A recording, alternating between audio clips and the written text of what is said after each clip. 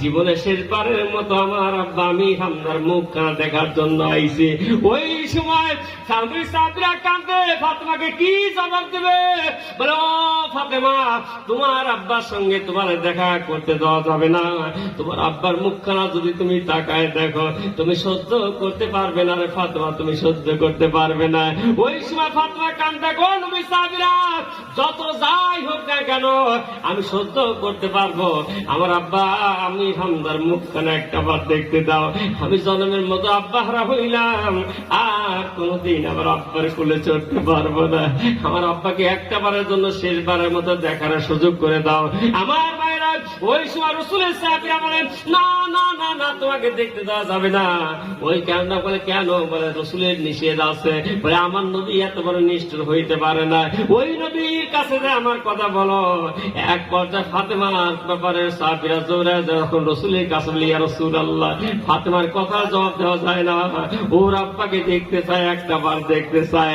আমার নবী অনুমতি দিলে ফাতেমা দৌড়া যায়, এক চিৎকার দিয়ে রাসূলের কোলটা ধরে ধরেছে, ইয়া রাসূলুল্লাহ, ইয়া হাবিবাল্লাহ, হুজুর আপনি কেমন করে এত বড় নিষ্ঠুর হতে পারেন?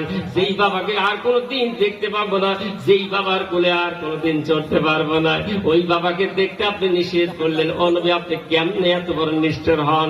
আপনি না রহমাতুল লিল আলামিন নবী। ও নবী, আপনি কেমনে এত বড় নিষ্ঠুর হন? ওই সময় নবী আমার ফাতেমা জড়ায় ধরে কাঁদে। ওই সময় আমার নবী কোনো জবাব দেয় না। আল্লাহ কা ফেরেশতা দৌড়া দৌড়া আমার নবী ফাতেমার কান্না, আমার নবী কান্দে। আমার নবীর কান্নায় আমি আল্লাহ আমার কুদরতি চোখে পানি এসে গেছে। যা যা যা দৌড়া, আমার নবীর যা বল, আমার নবী যেন ফাতেমাকে নিয়ে না কাঁদে, আমার নবী যেন ফাতেমাকে নিয়ে না কাঁদে। আমার নবীর উপরের দিকে তাকাতে বল, আমি আল্লাহ তাআলা জান্নাতের মধ্যে ওই ফাতেমাকে ওর আব্বা আমি হামজাকে দেখায় দেব। জোরে বলা যাবে না, আর একটু জোরে বলা যাবে না। আমার ভাইরা, এমন সময় ফাতেমা নবী রাসূলুল্লাহ ফাতেমাকে ডাক দিলেন, ও ফাতেমা, তুমি কি তোমার আব্বাকে দেখতে চাও? বলে, হ্যাঁ ইয়া রাসূলুল্লাহ, আমার আব্বাকে দেখতে চাই। ইতিমধ্যে জিবরিল আমিন এসে রাসূলকে বলে, ইয়া রাসূলুল্লাহ, চিন্তার কোনো কারণ নাই। ওই ফাতেমাকে উপরের দিকে তাকান, আল্লাহ তাআলা জান্নাতের মধ্যে ফাতেমা ওর আব্বা আমি হামজাকে দেখায় দেবে। ওই সময় রাসূল আমার ডাক দেন, ফাতেমা উপরের দিকে তাকাও। ফাতেমা উপরের দিকে তাকাইছে, আল্লাহ ডাকতে পারে ফেরেশতারা পর্দা সরাবেন। কিছু সময় পর ফাতেমা বলতেছি, ইয়া রাসূলুল্লাহ, ইয়া হাবিবাল্লাহ, হুজুর আপনি আমার আব্বাকে দেখতে দিলেন না।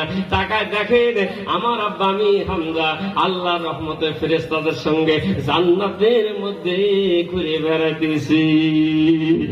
আরো জোরে বলা যাবে না, আরো জোরে বলা যাবে না। দয়া নবী, প্রাণের নবী গো, আপনি নবী আমার জীবনের জীবন। আল্লাহ নবী, প্রাণের নবী গো, আপনি নবী আমার জীবনের জীবন। আপনি নবী মোর জীবন সাথী, অন্ধকার গহরের বাতি, আপনি সারাই বাঁচে না এ প্রাণ। আল্লাহ নবী, প্রাণের নবী গো, আপনি নবী আমার জীবনের জীবন। আপনি নবী আমার আপনের আপন। দেখে আপনার মুজিজা ধন্য হলো মা খাদিজা, জীবন জৈবন করিলেন অর্পণ। মানে তেজা লজ্জা ছিল, চরণ সব সপিয়া দিল, বানাইলেন নবী তার আপনের আপন। রহমাতাল লিল আলামিন, আবে মুমিনের আপন, গুনাহগার উম্মতেরি আপনজন। দয়া নবী, প্রাণের নবী গো, আপনি নবী আমার জীবনের জীবন। আপনি নবী আমার আপনের আপন। লা ইলাহা, জোরে লা ইলাহা ইল্লাল্লাহ, লা ইলাহা ইল্লাল্লাহ, লা ইলাহা লা ইলাহা ইল্লাল্লাহু মুহাম্মাদুর রাসূলুল্লাহ সাল্লাল্লাহু আলাইহি ওয়াসাল্লাম। শেষ একবার শেষের ধাপে নিয়ে আসছে। আপনাদের 8-10 মিনিট টাইম হবে? এই কথা 8-10 মিনিট টাইম হবে? জোর করে কখনোই ওয়াজ শোনাবো না আমি আপনাদের। রাত যখন ভারী হয় তখন ওয়াজ কোন দিক যায় পর্যন্ত উল্টার দিকে যায়। যা হোক, আমি কষ্ট দিয়ে ওয়াজ করে শোনাতে চাচ্ছি না। শেষ পয়েন্টটা হলো, আমি যে কোরআন শরীফের যে আয়াতটা পড়লাম, আল্লাহ বলল কি, ইয়া আইয়ুহাল্লাযীনা আমানু হাল আদুল্লুকুম আলা তিজারা, যে বান্দারা, এমন একটা ব্যবসার কথা কি তোদের সামনে বলবো না? কথা দিকে খেয়াল করেন।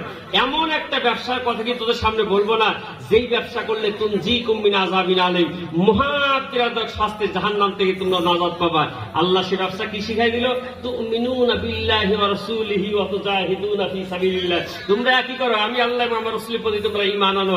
দ্বিতীয় নম্বর, তুজাহিদুনা ফি সাবিলিল্লাহ, যদি তোমরা ওই ব্যবসা ওই জাহান্নাম থেকে বাঁচতে চাও, তার দ্বিতীয় নম্বর রাস্তা তুজাহিদুনা ফি সাবিলিল্লাহ, আমার রাস্তায় আমার জমিনে আমার দিন প্রতিষ্ঠার জন্য তোমরা ময়দানে জিহাদ করো। এটা কার কথা? আরো জোরে কোন এখানে কার কথা? আল্লাহর কথা। আল্লাহর কথার কোন নড়চড় হবে না। সাহাবীরা সেইগুলা বেছে নিয়েছে, সাহাবীরা সেগুলা বেছে নিয়েছে, রাসূল সাহাবী হামজা বেছে নিয়েছে, নবীর চাচা আমির হামজা বেছে নিয়েছে, মুসাইব ইবনে উমর বেছে নিয়েছে। তারা জীবন দিতে দাওয়াত করে নাই, তারা ইসলামের জন্য এই জমিনে দিন প্রতিষ্ঠার জন্য তারা জীবন দিয়ে শহীদ হয়েছে। তবু বাতিলের কাছে মাথা নত করে। আর আমরা হয়েছি মুসলমান, তাই না ভাই? এসব ন্যাস কাটা মুসলমান দিয়া কখনো জাতির কল্যাণ আশা করা যায়? কথা বলে করা যায়? কখনোই করা যায় না। সাবধান থাকবেন, শোনা সাবধান থাকবে। মুসলমানের লেবাস এটা সংশোধন হয়, বড় জুব্বা, বড় টুপি আর বিশাল চন্দ্র দাড়ি ঠেকালি বড় হুজুর হওয়া যায় না। হুজুর আব্দুল্লাহ ইবনে উবাই কম ছিল না, রাসূলের পাশেই থাকতো সর্বসময়। বিশাল দাড়ি আব্দুল্লাহ ইবনে উবাই ছিল, বিশাল দাড়ি ছিল আব্দুল্লাহ ইবনে উবাই। ইসলামের এত ক্ষতি সাধন করেছে, যার প্রেক্ষিতে আল্লাহ আয়াত নাযিল করে দিয়েছে, আমার নবীকে জানিয়ে দিয়েছে, নবী এই আব্দুল্লাহ ইবনে উবাই থেকে সাবধান। আব্দুল্লাহ ইবনে উবাই মার্কা মুসলমান এ সমাজে আছে না নাই? কথা বলেন, আছে না নাই? বহুত আছে, সব আপনি পদে পদে দেখবেন। এদের পদচারণাটাই বেশি ভাই। এরা যত ইসলামের ক্ষতি সাধন করতেছে, আমার মনে হয় বিধর্মীরাও ইসলামের এত ক্ষতি সাধন করে। আমার মেয়েরা শুধু এই পয়েন্টটা মানে, আব্দুল্লাহ ইবনে উবাই ইসলামের জন্য চরম ক্ষতি সাধনকারী ছিল। শুধু তাই নয়, যার প্রেক্ষিতে আল্লাহ তাআলা আয়াত নাযিল করে দিয়েছে, বাপ জানে না।